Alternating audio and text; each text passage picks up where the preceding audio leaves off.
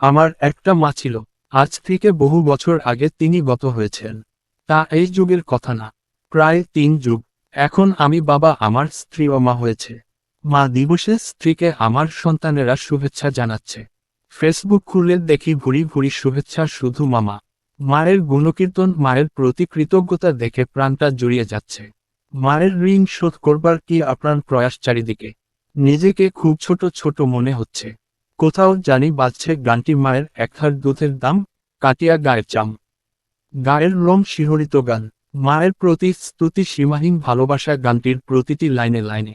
চারিদিকে এত মা মা বন্দনা সত্ত্বেও সত্যিকার মায়ের উপস্থিতি কই? মা নামের একটি নাম, একটি জীবন, একটি সত্তা কোথায়? এমন একটি দেশ কোথায়? ওই যে বাংলা গান, এমন দেশটি কোথাও তুমি পাবে নাকো তুমি।